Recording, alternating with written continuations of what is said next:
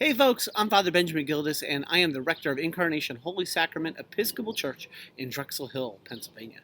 This video is an explanation of how to use our Maundy Thursday at-home worship materials for this year, 2020, and Holy Week 2020. Thanks for joining us as we continue our worship for Holy Week with the rituals for Maundy Thursday, what we commemorate, remember, and teach on this day. Maundy Thursday begins what we call the Holy Triduum, or the sacred 3 days of Easter. These are treated as actually being like one service stretched across 3 days, commemorating one drama, the Last Supper of Jesus on Maundy Thursday, that then leads to Gethsemane as Jesus prays before he's arrested there in Gethsemane and taken to a sham trial, and then brutally beaten and tortured and murdered on Good Friday. And then we light the first light of Easter and celebrate the resurrection at what we call the Vigil of Easter. For our home use this year, I would encourage you to do that ritual late at night in the dark on Saturday night, perhaps at midnight or afterward, or very early in the morning on Easter morning with the first light of Easter day.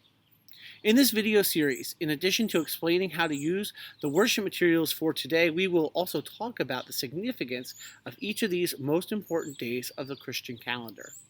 The first thing you might be wondering about Maundy Thursday is, what is the word Maundy? As my daughter puts it, what's a Maundy? Maundy is a funny English word that refers to the Latin word for commandment. So the name is a reference to what is at the heart of today's worship. The command that Jesus gives his students, his followers, in his words, that you love one another, just as I have loved you, you also should love one another. Love is at the center of Maundy Thursday, and at the center of everything we do as followers of Jesus, as Christians. And that command to love one another, as Jesus expresses to his disciples, as servant love. He does that when he gets down on his knees and washes his disciples' feet, as we hear in the reading for today. When John's Gospel tells us this story, the Gospel is inviting us into the place of Jesus to follow him by being in his place and so washing each other's feet. On Maundy Thursday, in our worship and ritual, we wash each other's feet. Maundy Thursday also commemorates the night when Jesus shared his last meal with his followers before his death, his friends, and, as we say, instituted the Lord's Supper, the Holy Eucharist.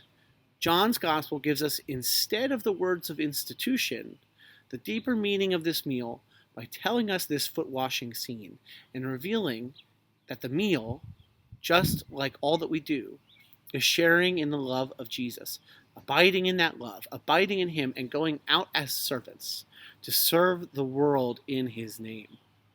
If you'd like to take a deeper dive into the meaning of these stories and what we remember on Maundy Thursday, head to our website, www.ihschurch.org. You may already be there watching this. And if you go under IHS 365 on the menu, visit our podcast page. In the podcast for Maundy Thursday, we take a deep look at the scripture for this day and the significance of the day. I also invite you and encourage you to let the worship and the scripture of this day speak their meaning, their significance to you. So before beginning, read the introduction in our home worship materials for Maundy Thursday, how to use these worship materials. You can use these worship materials alone or with others. Prepare a bowl with warm water and a towel in order to do the foot washing. Now, if you're alone and you're not able to wash the feet of others, there's an accompanying hand washing ritual so that you can remember and memorialize the foot washing scene in that hand washing ritual. Sit with the bowl and the towel before you as you begin your worship. You may also wish to place a small bowl of water on your home sacred space or home altar as a visible sign of this day. Select someone to act as the presider or leader of your home worship. The parts in bold are intended to be read by everyone together. Pick someone to do the reading from Exodus, and if you can, someone else to do the other reading, and of course the gospel reading. Now recite the psalm together with one voice. Before the gospel reading, if you wish, you can play the song, Let All Mortal Flesh Keep Silence. That's both linked in the document in this worship material. The video also appears on our website. After a short meditation, take turns washing each other's feet. If you live with children, Get them involved. Try to let everyone have a chance to wash someone else's feet. At this moment, instead, you may wish to use the accompanying hand-washing liturgy, if you are alone and unable to wash the feet of others. Try to read the anthem while washing each other's feet. The liturgy then continues by praying for the church and the world, and it ends with everyone reciting together Psalm 88, sending us out from this home worship into the night, waiting for Good Friday, remembering Jesus' agony in the garden and his arrest.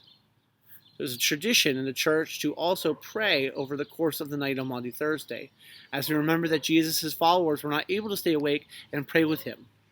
We try to do what they could not. You may wish tonight to spend time in prayer and contemplation of the unjust arrest of the man Jesus and how he was put into a sham trial over the course of this night, and how even his closest followers left him and denied him and betrayed him. It's my hope and prayer that this home worship for Maundy Thursday draws you closer to the knowledge and love of Jesus as you follow him to the cross, to the grave, and to Easter morning. On behalf of Incarnation Holy Sacrament Episcopal Church, have a blessed Maundy Thursday and a blessed Easter celebration.